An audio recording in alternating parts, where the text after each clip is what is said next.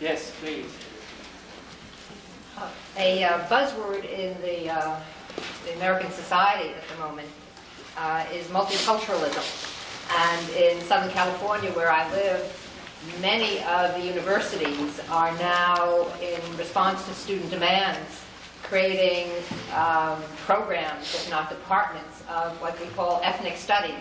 Not only black studies, but Vietnamese studies and Chinese studies, et cetera, et cetera, et cetera. You teach Jewish studies. Do you see also demand for Jewish studies, and is not that one way to give unaffiliated Jews who happen to be in college some sense of their own history, their identity, and so on, in an America which says it's not so bad to keep your ethnic identity. In fact, it might be a pretty good thing. I want to make, and thanks for that question. It lets me say two things. The phenomenon of the emergence of Jewish studies programs at American University is a major statement of a renaissance in Jewish life. When Christian-dominated, most were under Christian auspices or public auspices, now have professors of Jewish studies. Egon, how many are there? Over 100 for sure. With departments. Yeah, maybe several hundred. And this is a phenomenon in the last 40 or so years, with Jewish studies taught at the best Ivy League and all universities through North America, and hundreds of students taking courses in Jewish studies. Now, one other comment, and that speaks to this idea of receptivity of this generation. They want to learn that, and it's taught at a citadel of Western humanism, the university. Multicultural, yeah. Multiculturalism. I want to say this, too, as a vital need for our responsive Jewish organizations. If we're not pluralist, we are not going to appeal to them. I spoke about that divisiveness, but it's got to be more than that. We've got to affirm that we are open and welcoming to all components. And it gives me a chance to call attention to a paper I read on pluralism that I think is a first-rate statement. And it's written by somebody of this movement who's here today, Felix Posen. Because England, Great Britain, where he lives, is typical of many diasporas. I think here the U.S. has got an edge. It is single-dominated by an orthodox hierarchy which discredits and delegitimates other religious communities in such a way that there aren't other options. And there's that kind of negative feeling about that leads people to feel very bleak about their Jewish community. So in facing all of these different emerging elements who are going to serve the unaffiliates, I want to have a broad set of community groups that are all legitimate, all important, and using different approaches for a very diverse American community. Sure. Yeah, I want to thank you for what I think is a phenomenal analysis. I have a question. You started off by saying that this is now a watershed period, which is now categorically different from times that came before. And it seems to me that the pivotal value that makes this period different and new and far more challenging is the value of autonomy and freedom of choice, as it were. I mean, just to be anecdotal, my grandfather, who came from a shtetl somewhere, I don't know where in Poland, didn't say to himself, you know, there's a panoply of religious options. Maybe I'll be a Methodist or a Buddhist or a Roman Catholic or a Jew. I'll go with being Jewish because that's better. And yet today, it's not nonsensical in America to ask that question and to be confronted with it. In other words, to choose and to take one's religious identity rather than to have it given as a type of bequest, as it were, that you can just sort of passively assimilate and then, you know, just sort of move as you will. And to my mind, that the notion of autonomy radically transforms the idea of community. I mean, historically, my grandparents in Poland lived in what were organic communities that were handed down from time immemorial, I mean, from Abraham, and would exist until the Mashiach came. And yet, at least mythologically, that was the assumption, and that was really the only reality that really counted, right? Today, with critical faculties and autonomy, it seems to me that all communities are, in effect, elective communities, are intentional communities. And I'm wondering how that change, which to my mind are radically unstable, because they're based on choice rather than organicity, as it were, rather than on tradition. And I'm wondering, in your view, what you see as the texture of those types of communities. I mean, somebody used the phrase, which is very appropriate, especially to Jews. Every Jew today is a Jew by choice. Yes. That means not just the convert who decides to become Jewish, but all of us decide, in the first instance, do we want to be Jewish? We want to link up with something that is part of the larger Jewish community. I'll be anecdotal about this, and I fully identify the way you presented in terms of your grandparents. You heard my lineage. My parents would in no way do anything that their parents, my grandparents, would disapprove of. It just was not done. Es passt nicht. That's all that had to be said. It meant it is not done. I had the psychological residue of that I knew I would have to be mainstream Jewish because I didn't have the courage to go all the way. Even though I sometimes was inclined to do that, I still felt the presence of grandma and grandpa, and my parents, and I couldn't disobey them. I knew they cared too much about the Jewish tradition. But I watched that begin to change in my generation and with my kids, who are free choosers. They look at Unitarianism, and they look at nothing, and they look at other options, and they'll choose what's going to be meaningful to them. I have to boast a little, and I'll give my wife half credit. Our 4 kids chose to buy in, but clearly it was not from lack of considering other options. I don't know about their kids, although I have to say to you, I'm kind of confident we're going to keep them as well. But that's something I guess we have to think about, and that's where I ended my formal presentation. What do you think about what's going to keep your children and grandchildren to where we can count on a reasonable number of Jews in 2050?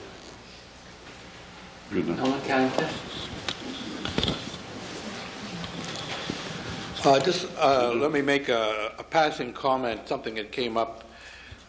If you look at the enrollment of the Jewish studies programs, you might not be quite as celebratory of their significance. The enrollments in America or in Israel? In America, in American campuses. The other thing is a small point on Alaska and these people who banded together in the wilderness as Jews. But what you got there is something that historians call the colonial phenomenon. In colonial societies of new settlers in a difficult environment, people do band together and they identify themselves, often very passionately, with values from the old society.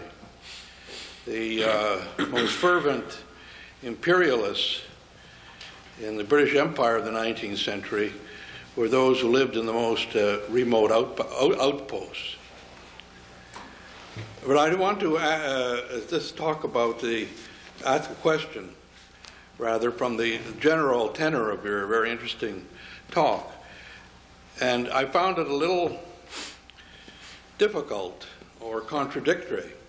In the first half, you presented an optimistic view, or rejected at least a pessimistic view, of the Jewish future in America, as I understood what you were saying. Then you talked about the postmodern agenda and listed 6 points, which pretty well boiled down to a yearning for what Amitai Etzioni, who, by the way, is Israeli, calls a sense of community, or the kind of New Age spirituality represented in Thomas More, The Care of the Soul, which is the great publishing phenomenon of the last 5 years and has sold about 4 million copies, and which constitutes a sort of a neo-Jungian approach to religion. That's what it is. He's a Jungian therapist with a little bit of Christianity, soft-core Christianity mixed in, and it's obviously has a big market for it. Now, let us assume that your analysis is right. On the one hand, you're optimistic. On the other hand, you see the problem of the postmodern yearning. Where exactly in Jewish life is the response to this postmodern condition going to come from that will justify the optimism of the first part of your paper? Well, that is exactly why it appears uncertain. Will leaders of Jewish life, will rabbis, will heads of federations, community centers et al. Be attentive to this agenda and to be able to design alternatives which will be responsive to searching Jews who don't want the bland religious establishments of their youth? And I can't say what that's going to be. Also, I don't want to minimize the uncertainties about the mixed marriage situation, which is going to continue, and whether we will be able to absorb, welcome, and make our community an attractive option for the majority of those households. And that's the uncertainty. Either one has a positive response to those two questions, or I'd say that the future is bleak. Could I just have one sentence, all right, this response? If history teaches us anything, and Jewish history teaches us anything, and religious history teaches us anything, it is the response to this kind of anomic situation comes from a charismatic religious leader. And the last time this happened in Jewish religious life was in the 18th century, and there was a similar feeling of anomie in the decadent halachic world of Eastern Europe. And the response to it was the Baal Shem Tov. I don't think it's going to come through organizational response or adjustments in the curricula of the Reform seminaries or anything. It would only come through a charismatic leadership. Okay, I'm glad you said that. I exactly agree, but with one minor difference.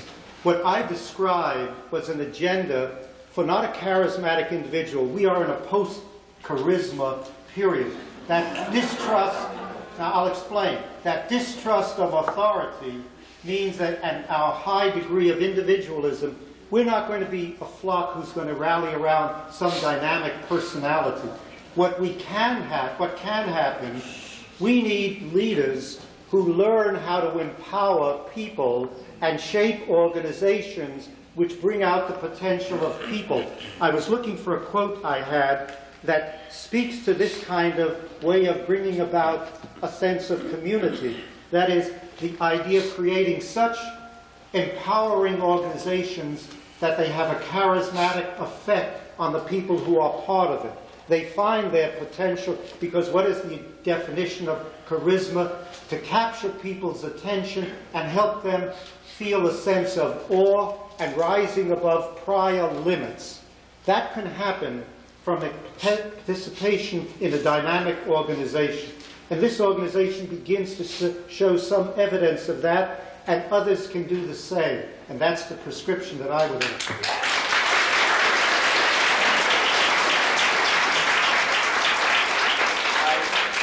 I believe that answers a question that came from the floor. How do you translate your 6 voids into an agenda that will turn to reach out to the unaffiliated? What specifically should Jewish institutions and organizations do to overcome these voids? I think you just addressed that. Zeev Katz and then Yaakov Mark. I've got some problem with the post things that we have some more questions. Yes. Yes. If you have any questions, please write it on a piece of paper. And Stacy, when you great. I'm looking at the 6 voids that you discussed. I'm looking at the 6 voids that you discussed. Distrust of authority, lack of civility in conflicts, lack of meaning, loss of autonomy, and so on, lack of a sense of responsibility. Is this specifically something that we have never seen? This has to be related to the post-modernity. I would think much of the modern period, modernization, has brought about many Many theories of modernization have shown that as a result of industrialization and modernization, we get these things, not in the most postmodern period, but at the period of modernization, first stages of modernization. Whereas if we want to understand the Jewish future, we have to have clear understanding of what are the future periods. There's another notion, the notion of post-industrialism, which speaks in very different terms. That the industrial age finished, that an age in which knowledge, science, education is becoming the foremost product and the needed and activity of human beings. This relates very much to our humanistic agenda and to our Jewish agenda. I will go now into it. The Jewish people, in some of my research and other researchers, seem to be the first post-industrial people in this sense in the world. This has got certain results with regard to intermarriage, to future relations between Jews and non-Jews, to science, education, to the Jewish people playing a new role in a world in which what Jews for traditional thousands of years were good at, that now they will come as one of the major forces developing the world that way, and how this will relate and what impact it will have on the continuity of Jewishness and Jewish people. Could you please respond to this? Yaakov? First, I want to thank Bernard for what we heard, because it is good to hear from a sociologist that spirituality is the focus, and that this is the real problem, and not so much the statistics. It was also very interesting to hear Egon today, and he explained to us afterwards that in his other function, in the outreach to intermarried couples, they actually propose things. They are not fulfilling anymore the function of only asking questions, but they are also trying to give answers. And I think that this is the age, maybe it's postmodernism, I don't know, but this is the age when sociology and psychology start to have to change. Because we are fulfilling in this, all the departments of Jewish studies, we have to fulfill a different role. We cannot be satisfied with analysis. We cannot be satisfied with asking the questions that derive from the change of situation. Now is the time when people really want to hear some answers. They may be wrong answers, they may be criticized because of the suspicion of authority, but there is no reason why we shouldn't dare give answers. And answers by people who are either obliged to choose, and Jews are obliged to choose. Actually, the word in Hebrew, Am HaBchira, the nation of choice. It's not the chosen nation. It's the nation that always chose. And from the moment of Sinai till today, we always had various alternatives, and we always chose. But we are also living in a period, at least in Israel, where a traditional Jew like me is an atheist, and his father was an atheist, and his grandfather was an atheist. And therefore I'm a traditional Jew, and I don't feel the privilege. I don't feel the privilege of having the choice. I mean, maybe it's because I'm following in the steps of my father, and I respect him very much, and I'm very happy with it. But one of the things that I inherited not by choice, but just by inheritance, is the obligation to choose. And because we have this obligation to choose, we need the answers.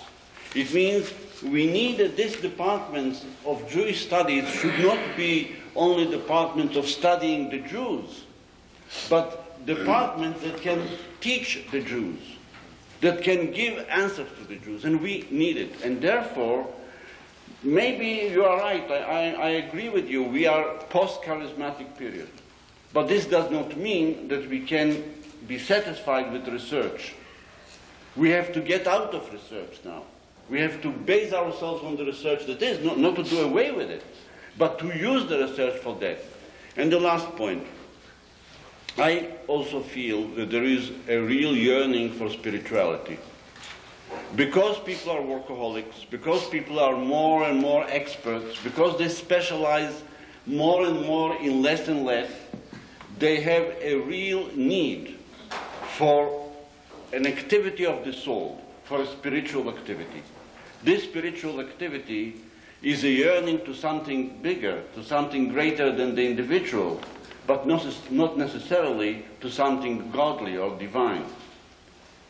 Being part of an ethnicity, and I think this is one of the reasons why ethnicity is so important to so many people, is being part of something greater than myself.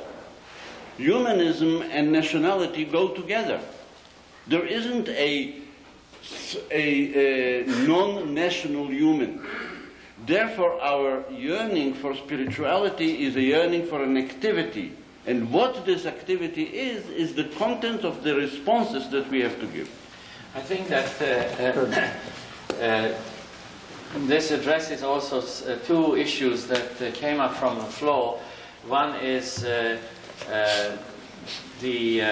how would you relate your idea of leaders who empower people to social activities for Jews and general welfare causes. And the other question related to students.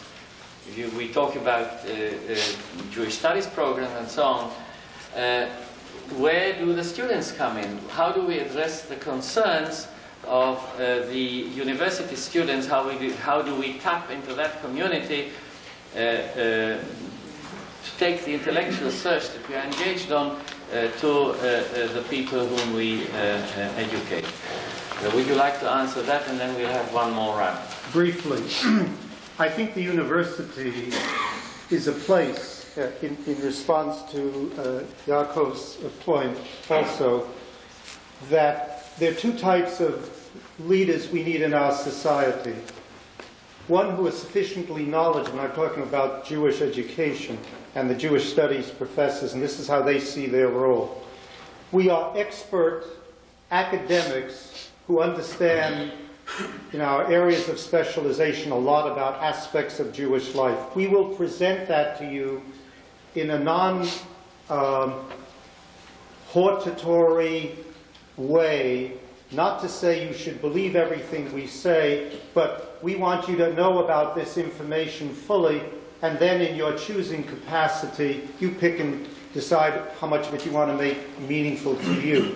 That's one type of leader. The other is what you were challenging us to those folks who do have that ability to articulate well and have conviction. I think they are entitled to their platforms as long as they recognize that people may hear them preaching and may decide they don't want to buy in, but the people at least ought to have the opportunity to hear those articulate voices so that they can benefit from some folks who do it better than others. So somewhere in that balance, I think we will give people the information. Now finally, the question of the students and the ambiance, even of the university, that can be better. And Norman, and read his book, The Sacred Chain, it's a first-rate book. I quoted Etzioni, who wrote another book about community. He's the leader of the communitarian movement. And he makes the point that in modern society, the book is The Spirit of Community, we need community facilitators who may be a modern necessity, individuals who organize social activities in which interpersonal and social bonds can be initiated. So in the university environment, it's not enough for the teacher to be just a great academic. He or she also has to be attentive to the relationship, the person's a role model, the ambiance of his or her classroom. The environment ought to be such that people feel welcome. And so much more so in the synagogues and so on. Is that spirit of community plus learning accessible to the folk? Yes, thank you very much. This was extremely interesting. I have a major concern. Can everybody hear me? No. Oh, I am Royalty. I'm a writer, and what I was concerned about was that I did not hear any mention of Israel or land in your analysis, and I think that as we're thinking about what happened to the Jewish community in America, we have to think about our relationship to Israel. Surely some of our children are disaffected by some of the tensions in Israel. Some of them are flocking. I mean, some of these people that may have been causing the reverse aliyah may all be rightists from Brooklyn with guns. I mean, there's something going on in Israel that we are deeply connected to. And if we're going to keep saying to our children, next year in Jerusalem, we better know what we mean by next year in Jerusalem. And we better be able to tell them if we mean it as a metaphor, we better be able to explain the metaphor. If we mean that we are profoundly connected to Israel, that connection has got to be meaningful. Okay, thank you for that, and thank you also for your lovely writings, which I've always enjoyed. I'm glad you, again, you can count on all the good questions to round out what you wanted to say anyway. There are two things that we have depended on in the last generation to keep Jewish identity. One is Israel. The second is the Holocaust or anti-Semitism. Charles Silverman, who wrote A Certain People, made the point that, you know, folks, anti-Semitism is really declining. It's no longer a serious problem. He got more abuse for writing that in his book than anything else he wrote when he went around the country and talked about his book.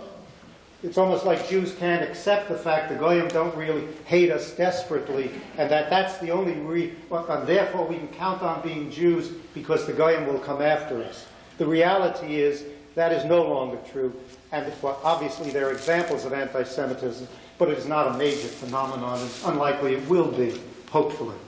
And therefore, the Holocaust Center, which is an extension of this, obviously we don't forget the Holocaust. We have to remember that. And in the same spirit, Israel enabled us to survive the Holocaust.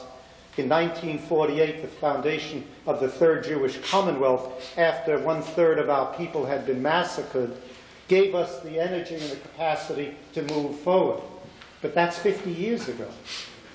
And now we need to look at other ways of being Jewish, and that's the kind of agenda that I think we need to think about. That isn't to say we forget about Israel, but I think we also have to recognize we have a very vital, vibrant diaspora community, that we are the leader of diaspora communities throughout the world, which is at least 2/3 of world Jewish population. Moreover, we ought to see ourselves as partners with Israel. We have things to teach them, and they recognize it now, just as we need them and have to, if we're to maintain an authentic Jewish tradition, maintain our land in Israel. So, not to be so centrally dependent on them where we don't take our own lives seriously, but neither to forget upon which we can rely. I think merely saying community to the unaffiliated is insufficient. What is the content of that community? What form does it take? How does it express itself in a distinctive way? That calls for another C. Culture. The history, the literature, the languages, the music, the dances, the graphic arts, the creative arts, all the things that are subsumed too easily in the phrase Yiddishkeit. The Jewish culture that has been, as I indicated when I spoke earlier, that has been devalued over the past 50 years, that's the heart and soul that may be part of what the searchers are searching for. And there is yet another C, and that is the C of creativity, of not letting the dead hand of the past determine what happens for the future. Yes, rock concerts by all means, with relationships to the past, but in forms of music that I don't understand, and that possibly my daughters don't understand, but my granddaughters will. Creativity that allows taking the past and twisting it and turning it and molding it to immediate present needs that speak, that empower people and that speak to their needs in their world, in their time. Given those 3 C's of community, culture, and creativity, maybe we've got a shot at re-affiliating the unaffiliated. Without them, no chance at all. A very brief comment. You've helped me understand your perspective, and being here has appreciated those 3 C's. I wish I could come up with one, the one I want to ask you to think about in the ensuing months and time. It doesn't begin with a C, but it begins with an S.